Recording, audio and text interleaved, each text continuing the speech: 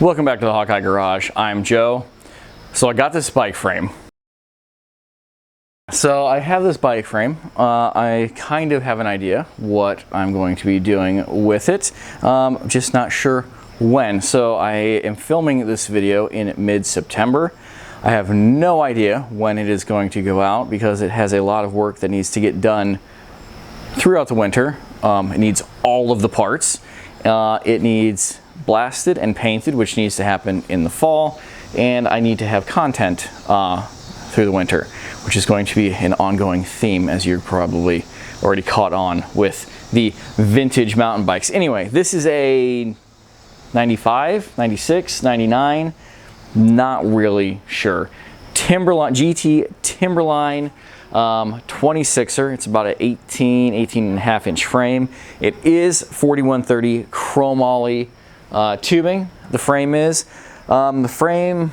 is kind of sad. I got a smoking deal on this. I got the bike, wheels, tires, a bunch of other wheels and tires, a bin of parts from just like random stuff, things that have gone on to other bikes, and I'll just be honest, I paid $40 for it. So it is what it is. It's got some dents underneath. It's got like a little pin rust hole up on the top, but it almost looks like it is supposed to be there, like as a vent hole for humidity. I don't really know. But I think the goal for this frame is I'm going to, like I said, strip it because I've already cooked the seat tube on it, getting it out, which did come out, thankfully. So we are going to hopefully get it blasted. I am going to cut off a bunch of these stupid accessory mounts, the cable guides and stuff, possibly braze on new modern style ones with the zip ties, or I may just use the plastic ones that go all the way around, because I think those are fine. But anyway, I think the goal for this is I'm going to turn it into a 27 and a half kind of gravel bike-ish, which I have no need for, I have no right having, but all of the roads around where I live, even the sidewalks, are pretty crap, and I would like to start doing more biking just consistently, even when I'm not on the transition, on the trails, just to, you know, keep pedaling. And I don't want a road bike. I think this might just fit the bill. So follow me along. This is probably going to be maybe a multi-part video series. It's definitely going to, you're going to see me at different points in the upcoming months working on it, but let's just start. All right, well, I actually started building this bike sooner than I anticipated, and mainly because I had the opportunity to take it out on an outing, on a ride. So I decided I would just do the framework that I wanted to do to it before painting, and then assemble it with, you know, mostly just parts that I had laying around as somewhat of a rat bike. Rat bike's kind of cool. You know, people who know. People who see the bike don't know, don't care. So started off with cutting off the lugs for the C-post clamp. This is really not that uncommon of a thing to do on these older bikes. The seat tubes just, they're not nearly as strong as if they had a separate seat collar clamp. And I had the right size one laying around, so cutting off the lugs, just grind those down pretty quick. Cut those off. Next, moving on to, you can do this with a hacksaw, sawzall, cutoff wheel. I have this giant pipe cutter, which works pretty good. It's a little finicky because of the slot in the back of the seat post or the seat tube, but it makes a really nice straight cut. Just takes a little while. Be patient. Don't want to tighten it down too much because it can end up bending the seat tube out of place. If the seat tube is on your bike, is not have this kind of, I don't know, weird angular cut on the top of it. It's kind of just a design feature for aesthetics. You wouldn't have to do this. If you decided you wanted to needed a longer seat post, or you wanted to put a dropper in, you could take some material off like this. Like I said, this is not uncommon of a thing to do. All right, top of the seat tube trimmed down. Get this filed up nice, clean up any burrs and stuff. I did notice that mine was a little out of round, probably a little bit because of the cutter, also because of how I had to pry the seat tube apart to try and get the original seat post out of there. And we've got the clamp going on just like that. Easy peasy, more modern seat post. At this point, I had already cut off some of the other mounts and stuff with my angle grinder, and when I went to grind down what was left, I noticed there was brazing and discovered that all the mounts were actually brazed on, which is really cool.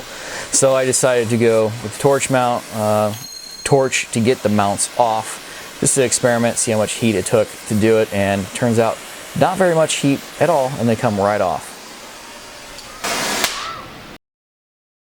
All right, that pretty much takes care of all the pre-assembly work with the cutting and the torching and grinding and stuff. I called this build a rat build because I left the frame pretty ratty. I haven't repainted anything or covered any of the rust or cleaned it up in any other way except for to literally clean it like I washed it. Rat bike usually means that all of the parts are pretty old and beat up. Clean yet functioning, but pretty beat up. So I assembled the rest of the bike with parts that I had on hand, or a few parts that I knew I was going to want on future builds. So I went ahead and bought them and put them on.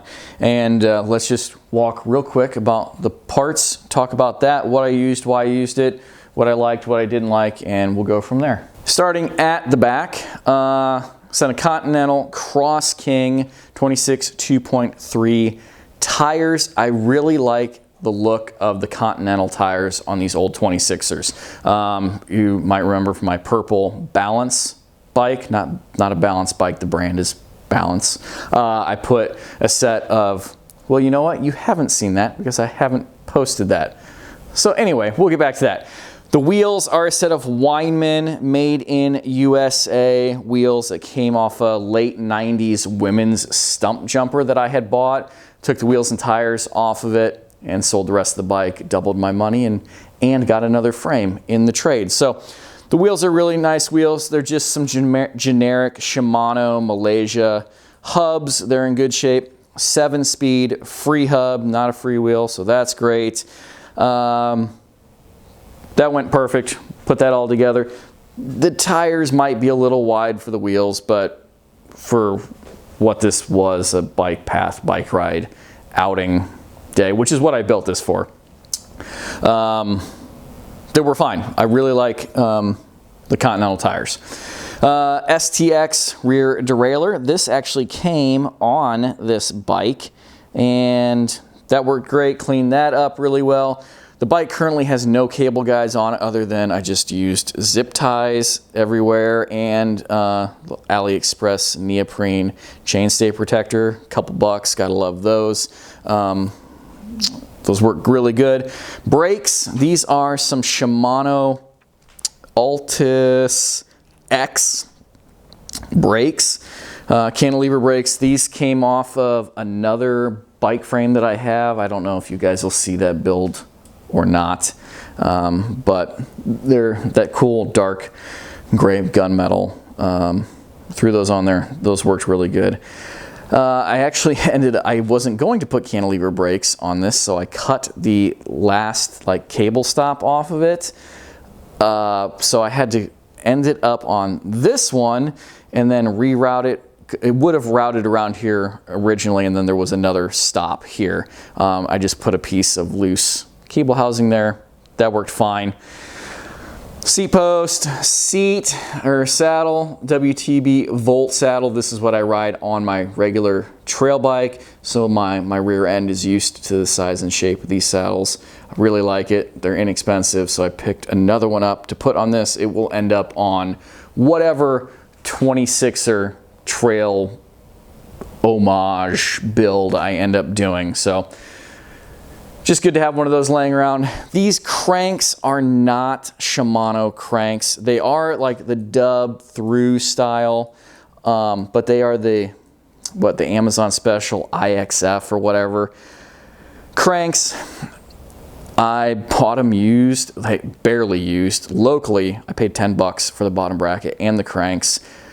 I'm not trying to fool anyone with the Shimano. I'm not going to try and pawn these off on anyone as Shimano cranks. I wanted to repaint them. I wanted to play around with my vinyl graphics and see what I could come up with. These will stay in the garage. They'll end up on this bike, another bike, 3 other bikes, so they'll stick around. Cheap Amazon Special 32 tooth chain ring.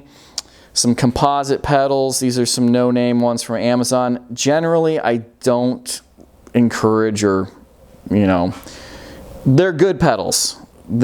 Steel shaft all the way through, twin bearing, but real name brand ones that aren't a direct knockoff like these blatantly are not that expensive to begin with. The steel is going to be better. There's just less questions. However, I didn't know what pedals I wanted to put on this bike. I needed a set of pedals. I didn't have any. And these were on a stupid cheap Amazon deal. I think they were $10 for the set.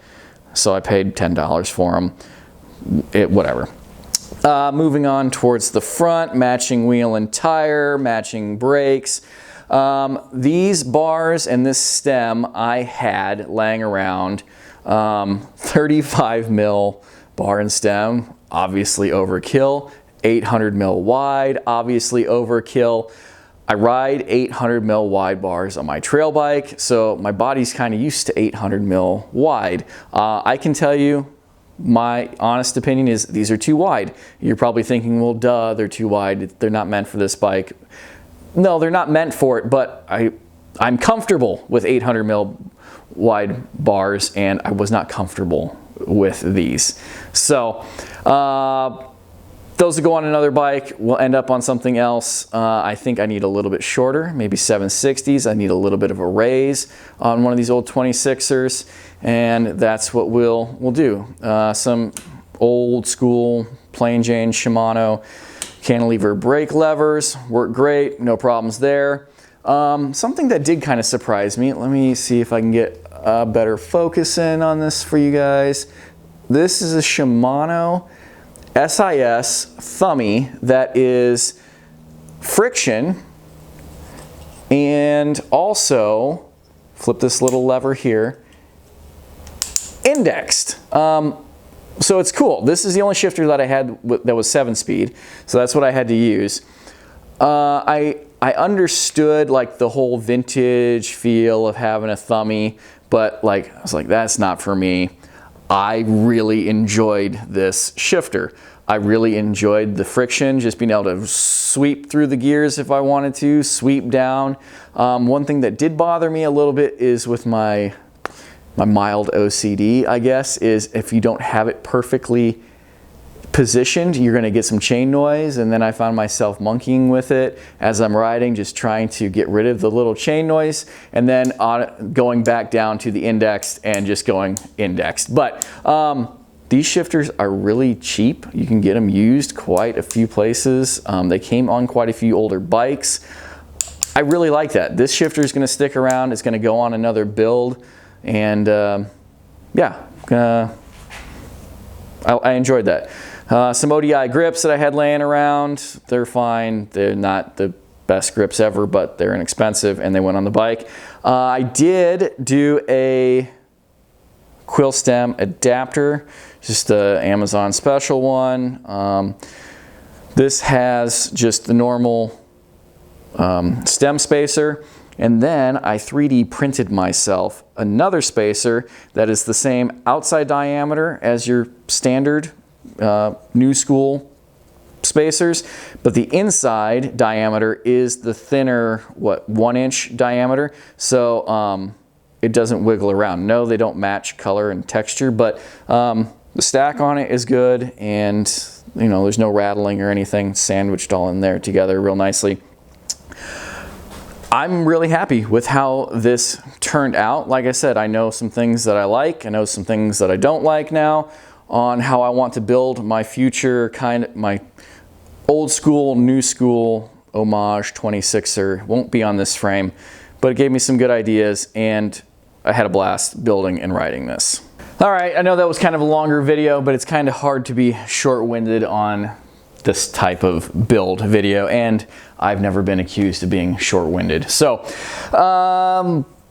if you are an avid mountain biker and you have never thought of, considered, or even given any idea of getting an old mountain bike frame and building one, I highly, highly recommend doing it. Not to build it so that you can go ride it on a trail.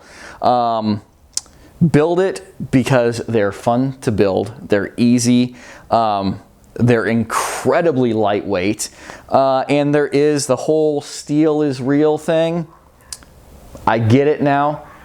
Go find yourself an old you have to get a chromoly frame. Don't get some weird Chinese steel frame. Something made in Taiwan, made in USA. It's not hard to find. They're not that expensive, especially if you're not afraid of some sandpaper and some spray paint or whatever. Get a chromoly frame, build it the way that you want with new, used, whatever parts, and ride it around your neighborhood. Use it as your bike path rider bike. If nothing else, to save a frame from the scrapyard, save a bit of mountain biking history. You won't regret it because I can't really describe how it is to ride it. Obviously there's no suspension. It's much more visceral, even on a smooth bike path, but it's more enjoyable to ride on a bike path than my full suspension enduro bike. I don't know. It is what it is. But if you're a mountain biker, get yourself an old chromoly frame, build it, and have fun riding it and building it, and you can thank me later in the comments. So, and again, comment section, questions, whatever, feel free to put those down there. Like I said earlier, it is time for this bike to come back apart because I need to take some parts and put them on other bikes, and I need some space in my garage, honestly, and I'm not going to be riding it over the winter, so it's time to tear it apart, figure out what I'm going to do with this frame, because at this point I don't really know. But let me know down below what you think I should do with it. I don't think I want to go the gravel bike route with it. It's not quite big enough for me. There's another side note. This is about an 18.5-inch frame, and based on, like, if you were to find the original specs online from the 90s for this bike, it would say that it is for my size, about 5'10". But bikes are sized so much bigger now. I feel really scrunched in it. This is like the minimum size that I would want to go. I would prefer 19 and a half, maybe even a 20-inch frame. So if you're looking for a frame, maybe get one.